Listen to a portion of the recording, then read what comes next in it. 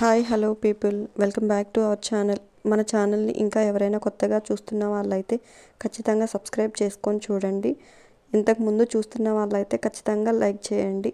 మీ చిన్న ఒక లైక్ చాలా మన ఇది ఛానల్ని చాలా ముందుకు తీసుకెళ్తుందండి. ఆ ఒక్క పని చేయండి. ఈరోజు టాపిక్లోకి వెళ్ళిపోదాం. ఇంకా శివ శక్తి 20 నిమిషాలలో ఇంటికి వెళ్ళిపోయారు. వెళ్ళడంతోనే శివ నానిని కౌగిలించుకొని ముద్దులు పెడుతున్నాడు. శక్తి అమ్మమ్మ కాళ్ళకి నమస్కారం చేసింది. అమ్మమ్మ శక్తి తల మీద చేయి పెట్టి చల్లగా ఉండు అని అంది.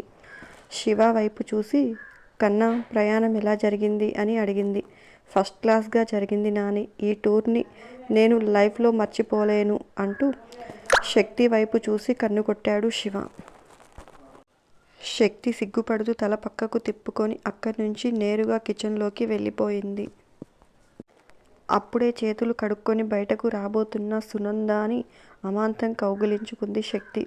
సునంద నవ్వుతూ శక్తి తల మీద చేయి వేసి నెమురుతూ హహహా ఏమైంది నాన్న అని అడిగింది. సునంద భుజం మీద తల పెట్టి మీరు మీ పెళ్లి రోజుని గ్రాండ్గా సెలబ్రేట్ చేసుకునేలా చేస్తాం అత్తయ్య. మీ వల్లే అమ్మమ్మ వాళ్ళు పుట్టింటికి దూరం అయ్యింది అనే భారాన్ని మీ మనసులో నుంచి త్వరలోనే తీసేస్తాము. కానీ అది ఈ పెళ్లి రోజుకి కాకపోయినా వచ్చే పెళ్లి రోజుకి తప్పకుండా అవుతుంది. శివ శక్తి ఒకటై బరిలోకి దిగితే అసాధ్యం అనే మాటకు స్థానమే లేదు అని అనుకుంటుంది మనసులో. ఏం లేదు అత్తయ్య, మిమ్మల్ని చాలా మిస్ అయ్యాను అని అంది శక్తి. నేను కూడా బంగారం, మీరు లేకపోతే ఇల్లంతా ఎలా ఉందో అస్సలు చెప్పలేను అని అంది సునంద. ఆహాహా ఇంక మేము వచ్చేసాంగా, అల్లరే అల్లరి అని అంది శక్తి. సునంద నవ్వి వెళ్ళి స్నానం చేసి రండి, వేడివేడిగా భోజనం చేద్దురు గాని, అన్నీ మీకు ఇష్టమైనవే చేశాను అని చెప్పింది. థ్యాంక్ యూ సో మచ్ అత్తయ్య అంటూ శక్తి పరుగులు తీసుకుంటూ రూంలోకి పరిగెత్తింది. అది చూసిన నాని ఈ పిల్ల బద్దలవ్వ మళ్ళీ తూనీగలా అయిపోయిందిగా, కాళ్ళకి చక్రాలేమన్నా ఉన్నాయేమోరా. ఇప్పుడు పరిగెత్తింది. రేపు నీళ్లు పోసుకున్న తర్వాత కూడా ఇలాగే పరిగెడితే మనం పనులన్నీ మానుకొని దీని వెనక పరిగెత్తాలి అనుకుంటా అని అంది రాగాలు తీస్తూ. అప్పుడే ఇంట్లోకి వస్తున్న రామకృష్ణకి ఆ మాటలు వినిపించి లోపల నవ్వుకుంటున్నాడు. సునంద డైనింగ్ టేబుల్ మీదకి గిన్నెలు సర్దుతూ అత్తయ్య మాటలకి చాలా పొంగిపోయి ఆ సంతోషం నవ్వు రూపంలో మొహంలోకి తొంగి చూసింది. శివ అయితే తన రొమాంటిక్ స్మైల్ని ఒకటి అలా పడేశాడు. వెళ్ళి కాస్త వేడి నీటితో స్నానం చేయకన్నా, ఈ ప్రయాణం బడలిక అప్పుడు వదులుతుంది అని చెప్పింది. సరే నాని అంటూ లోపలికి వెళ్ళిపోయాడు శివ. స్నానానికి వెళ్ళడానికి అప్పుడే టవల్ భుజం మీద వేసుకుని జడని ముడి వేసుకుంటున్న శక్తిని చూసి వెనుకగా కౌగిలించుకొని మెడ మీద ముద్దు పెట్టాడు. శక్తి శివ చెంప మీద చేయి వేసి ఆహాహా ఏంటో ఏదో పెద్ద ప్లాన్లో ఉన్నావుగా అని అడిగింది ప్రేమగా. శివ ఏం మాట్లాడకుండా అని అన్నాడు. శక్తి ముందుకు తిరిగి అంత లేదు, నువ్వు నాకు ప్రామిస్ చేశావు మన మిషన్ని కంప్లీట్ చేస్తానని, గుర్తుందా? అది అయ్యే వరకు ఇలాంటివేమీ ఉండవు అని అంది నవ్వుతూ. ఓయ్ రాక్షసి, నీ మిషన్ ఇంపాసిబుల్, రేపో ఎల్లుండో కంప్లీట్ అవుతుంది అనుకుంటున్నావా? ఎన్ని రోజులు, నెలలు, సంవత్సరాలు పడతాయో నాకే తెలియదు. వాళ్ళు మనల్ని చూస్తేనే బండబూతులు తిట్టి గేట్ బయటకు నెట్టివేస్తారేమో అని అన్నాడు శివ. అబ్బా శివ, వాళ్ళకి నువ్వు తెలియదులే, మరీ వెళ్ళగానే ఏమి వెయ్యర్లే, కొంచెం టైం పడుతుంది అని చెప్పింది శక్తి కళ్ళు తిప్పుతూ. ఆహాహా అంత లేదే నా శివాంగి, నేను అచ్చం మా తాతయ్య పోలిక. నేను ఎవరినో చూడగానే ఎవరైనా ఇట్టే కనిపెట్టేస్తారు అని అన్నాడు శివ. అబ్బో ఆయన చనిపోయి 40 ఏళ్ళు అయ్యింది, ఇప్పుడు ఎవరికి గుర్తుంటారు అని అంది శక్తి. అలా అనకే, ఆయన వాళ్ళ బావగారు వాళ్ళ అక్కని ఇచ్చారు, అంత ఈజీగా మర్చిపోలేరు అని అన్నాడు శివ. అయ్యో శివ, తాతయ్య గారు చనిపోయేటప్పటికి అమ్మమ్మే చాలా చిన్నవారు అంటారు. అలాంటిది ఆవిడ తమ్ముడు ఇంకా చాలా చిన్నవాడయ్యుంటాడు కదా, ఇంకేం గుర్తుంటారులే అని చెప్పింది శక్తి. ఇంకా ఏం గుర్తుంటారులే అని చెప్పింది శక్తి. హా అవునా అంటూ నా తిప్పలు ఏవో నేను పడతానులే, ఇంట్లోకి పోతాను కానీ నువ్వేంటి దానికి దీనికి లింక్ పెడుతున్నావు? నువ్వు ఇలా నన్ను పస్తులు ఉంచావనుకో, నాకు తిక్కలో బ్రెయిన్ పనిచేయదు. నేను మిషన్ ఇంపాసిబుల్ వదిలేసి మిషన్ పెళ్ళాం స్టార్ట్ చేసి నీ చుట్టూ తిరగాల్సి వస్తుంది. అప్పుడు నీ కుటుంబం కథ చిత్రం గోవిందా గోవిందా అని అన్నాడు శివ నవ్వుతూ. ఆహాహా, నువ్వు ఒక్కసారి మాటిస్తే తప్పవని నాకు తెలుసు పతిదేవా. సో నాకు దాని గురించి భయమే లేదు అని అంది శక్తి నవ్వుతూ. ఓహో, అలా వచ్చావంటూ బెడ్ మీద పడుకొని అయితే నేను ఈరోజు భోజనం చేయను అంటూ బ్లాంకెట్ లాక్కొని ముసుగు వేసుకున్నాడు శివ. ఆహాహా, దేవుడా, అన్నీ చిన్నపిల్లోడి చేష్టలే అంటూ శివ బ్లాంకెట్ లాగి తలలో వేలు పెట్టి జుట్టును నెమురుతూ ఎప్పుడు పెద్దవాడి అవుతావు శివ అని అంది శక్తి. శక్తి ఒడిలో తల పెట్టుకొని నాకు ఇలానే బాగుంటుంది, నీకు ఇలా ఉంటేనే నచ్చాను కదే ప్రేమించావు, మరి ఇప్పుడేంటి అలా అడిగావు? ఈ చిలిపితనం ప్రేమలో బాగుంటుంది బంగారం. ఫ్యామిలీ విషయాలకు వచ్చేసరికి బాధ్యతగా ఉండాలి కదా మన వాళ్ళ కోసం అని అంది శక్తి ప్రేమగా శివ తల నిమురుతూ. చేస్తాను అన్నాను కదే, ఇంకా ఏంటి నీ బాధ అని అన్నాడు శివ. మరి ఈ అల్లరి మాని భోజనం చేద్దాం, వెళ్ళి స్నానం చేసిరా అని చెప్పింది శక్తి. భోజనం చేసిన తర్వాత అని అడిగాడు శివ. ఓకే బాబా, ఓకే, నీ ఇష్టం వచ్చినట్లు కానివ్వు అని అంది శక్తి కళ్ళు మూసుకొని. అప్పటిదాకా పడుకుని ఉన్న శివ ఒక్క ఉదూటన లేచి కూర్చొని నిజంగానా అని అడిగాడు కళ్ళెగరేస్తూ. అని అంది శక్తి సిగ్గుపడుతూ. ఓ మేరీ జాన్, నాకు తెలిసే నువ్వు నన్ను ఎక్కువసేపు కష్టపెట్టవని ఉమ్మా అంటూ శక్తికి ముద్దు పెట్టి టవల్ తీసుకొని వాష్రూంలోకి పరిగెత్తాడు శివ. అందరూ కలిసి భోజనానికి కూర్చున్నారు.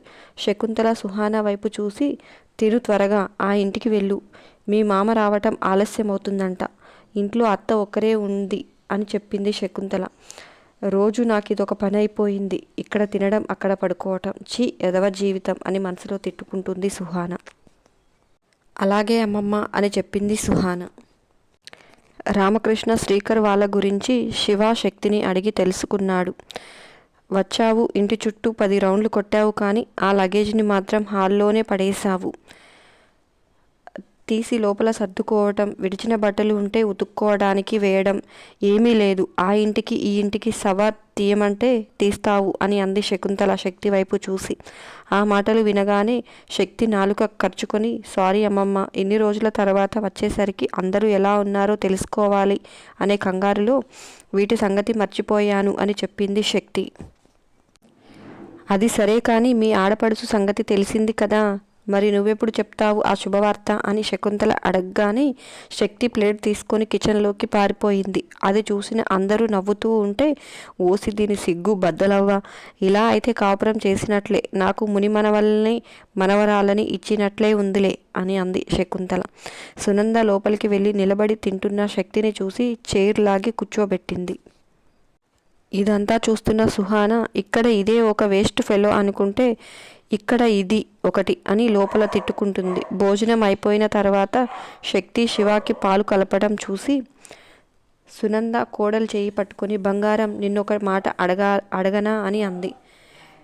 నన్ను ఏమన్నా అడగడానికి మీకు పర్మిషన్ అక్కర్లేదు అత్తయ్య, అడగండి అని అంది శక్తి. సునంద ఒక్క నిమిషం తటపటాయించి తను కూడా కొంచెం సిగ్గు కొంచెం మొహమాట పడుతూ, శివ నిన్ను ప్రేమగా చూసుకుంటున్నాడా అని అడిగింది.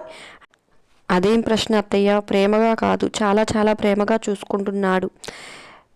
ఎలా అయినా మా అత్తయ్య కొడుకు కదా అని అంది శక్తి సునంద మెడ చుట్టూ చేతులు వేసి.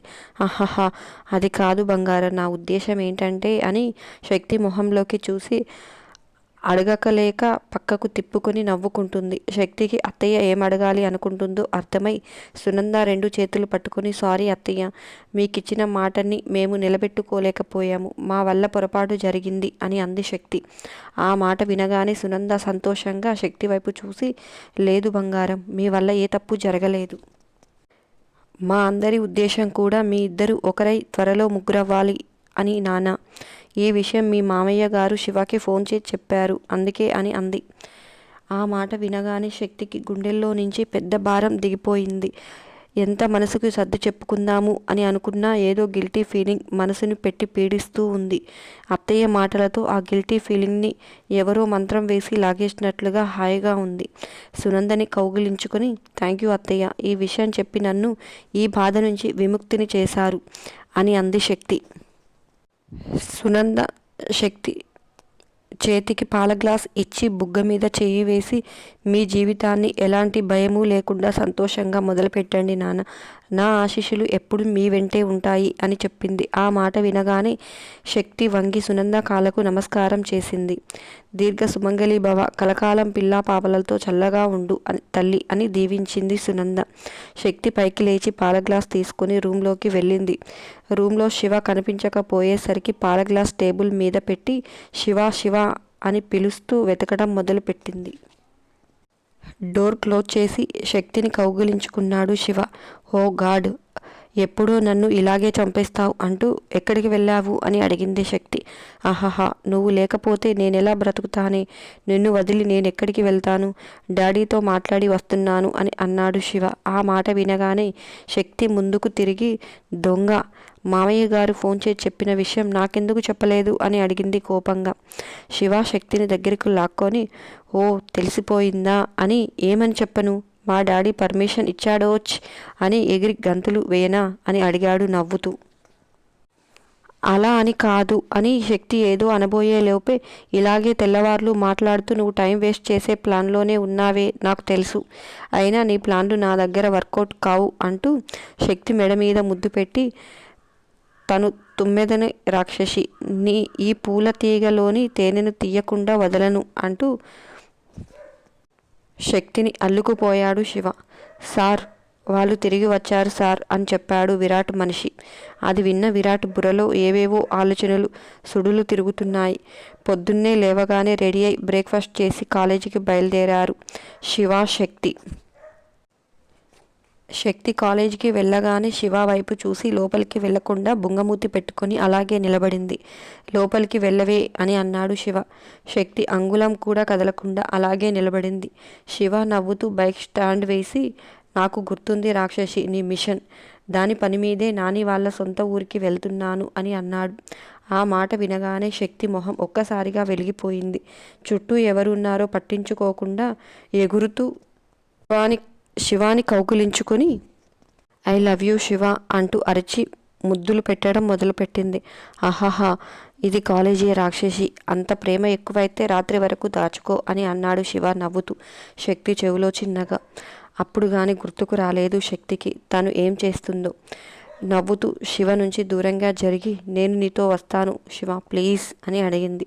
శివ శక్తి మొహాన్ని 2 చేతుల్లోకి తీసుకొని వద్దే, వాళ్ళు కోపంలో నన్ను 4 మాటలు అన్నా, 2 దెబ్బలు వేసినా ఓర్చుకోగలను, కానీ నిన్ను చిన్న మాట అన్నా నేను తట్టుకోలేని. నాకు కంట్రోల్ పోయి వాళ్ళని ఏమన్నా చేశాననుకో మొత్తం తలకిందులు అయిపోతుంది. అందుకే నువ్వు రావద్దు అన్నాను. అన్నీ బాగున్నప్పుడు మన ప్రవర్తన మంచిగా ఉండడం గొప్ప కాదు శివ. కఠినమైన పరిస్థితుల్లో మనం నిబ్బరంగా ఎలా తట్టుకొని నిలబడతామో అదే మన అసలు సిసలైన ప్రవర్తన. నేను పక్కన ఉన్నప్పుడు కూడా నీ కోపాన్ని అదుపు చేసుకున్నప్పుడే నువ్వు ఇంకా స్ట్రాంగ్ అవుతావు అంటూ, అలా అని ఇప్పుడు నువ్వు స్ట్రాంగ్ కాదని కాదు, ఇంకా డబుల్ స్ట్రాంగ్ అవుతావు అని అంది శక్తి. అహాహా, ఇన్నాళ్ళు చూపులతోనే చంపేసేదానివి, కొత్తగా ఈ మాటల మాయాజాలమేంటే రాక్షసి అన్నాడు శివ శక్తి చెంప మీద ప్రేమగా చెయ్యి వేసి. నిన్ను చూసే నేర్చుకున్నాను పతిదేవా అని చెప్పింది శక్తి నవ్వుతూ. వాళ్ళిద్దరినీ దూరం నుంచి చూస్తున్న విరాట్, ప్రేమ వరదలై పొంగుతుందిగా, పొంగని, ఇంకా ఎన్ని రోజుల్లే కానివ్వండి అనుకుంటూ కార్ స్టార్ట్ చేసి అక్కడి నుంచి వెళ్ళిపోయాడు. శివ శక్తి ఇద్దరు శకుంతల గారి సొంత ఊరికి బయలుదేరారు. ఊరంతా చాలా బాగుంది. పచ్చని చెట్లు, అన్ని సిమెంట్ రోడ్లు, చూడడానికి ప్రకృతి చాలా ఆహ్లాదకంగా ఉంది. శివ, ఊరు ఎంత బాగుందో కదా అని అంది శక్తి. నీకు ఊరు కనిపిస్తుంది, నాకు ప్రళయం కనిపిస్తుంది అని అన్నాడు శివ. అబ్బో, అలా నెగిటివ్గా ఆలోచించకు శివ, మనం మంచి పని చేయడానికి బయలుదేరాం. నేను వస్తూ మన ఊరి రాముల వారికి బయట నుంచే దండం పెట్టుకున్నానులే, అంతా మంచి జరుగుతుంది అని చెప్పింది శక్తి. దేవుడా, ఇదొక పిచ్చి మొహంది. దీనికి సిచ్యువేషన్ ఇంకా అర్థం కావటం లేదు. సినిమాల్లో లాగా వెళ్ళగానే ఏదో 4 తిట్లు తిట్టి తర్వాత ప్రేమగా కౌగిలించుకొని జరిగిందంతా మర్చిపోయి ఇక నుంచి అందరం ముందుకు లాగే కలిసిమెలిసి ఉందాం అని అంటారు అనుకుంటుంది. మా నానిని చూసింది కూడా. ఈ తింగరి దానికి అర్థం కావటం లేదు. అక్కడ ఉండేవాళ్ళు ఎలాంటి వారో, ఎంత పౌరుషం పట్టుదలలు ఉంటాయో. ఎందుకంటే అందరివి ఒకే జీన్స్ కదా, ఎవరూ వెనక్కి తగ్గరు. ఇలా మేము వెళ్ళామని తెలిస్తే నాని ఏం చేస్తుందో ఊహించుకుంటున్నాడు శివ. తనని 4 తిట్లు తిట్టి వదిలేస్తుంది. శక్తిని అయితే ఇంట్లో నుంచి పంపించేస్తుంది అని తలుచుకోగానే కూల్ శివ కూల్. నువ్వు తోపురా. నువ్వు సిచ్యువేషన్ని అక్కడి వరకు తీసుకురానివ్వవు. నీ మీద నాకు ఆ నమ్మకం ఉంది అని మనసులో తనకి తనే ధైర్యం చెప్పుకుంటున్నాడు శివ. శివ, నా పాటికి నేను లొడా వాగుతూ ఉన్నాను. నువ్వు మాత్రం ఏం మాట్లాడవేంటి అని అడిగింది శక్తి. శివ ఏం మాట్లాడకుండా నవ్వుతూ శక్తి చెయ్యి తీసుకొని వేళ్లతో నెమురుతూ, నువ్వు నిజంగానే నా శక్తివి, రాక్షసివి. నువ్వు నా పక్కన ఉంటే ఇంకా నాకు ఏ భయము ఉంది అనుకుంటున్నాడు మనసులో. హాయ్ ఫ్రెండ్స్, నేను మీకు ఒక విషయం చెప్పాలి. స్టోరీలో కొత్త క్యారెక్టర్స్ ఎంటర్ అవుతున్నాయి. శకుంతల అమ్మమ్మ వాళ్ళ పుట్టినింటి వాళ్ళు. సో మీరు ఆ రిలేషన్స్ని బాగా అర్థం చేసుకొని పేర్లు వరుసలు కన్ఫ్యూజ్ అవ్వకుండా స్టోరీని ఇలాగే ఆదరించి ఇంకా ముందుకు నడిపిస్తారని మనస్ఫూర్తిగా కోరుకుంటున్నాను. అంతేనండి ఈ వీడియో. నచ్చితే ఒక చిన్న లైక్ చేయడం మాత్రం మర్చిపోకండి. ఉంటాను. Bye bye. మన STI డైరీస్ని ఖచ్చితంగా ఫాలో చేయండి. Bye bye.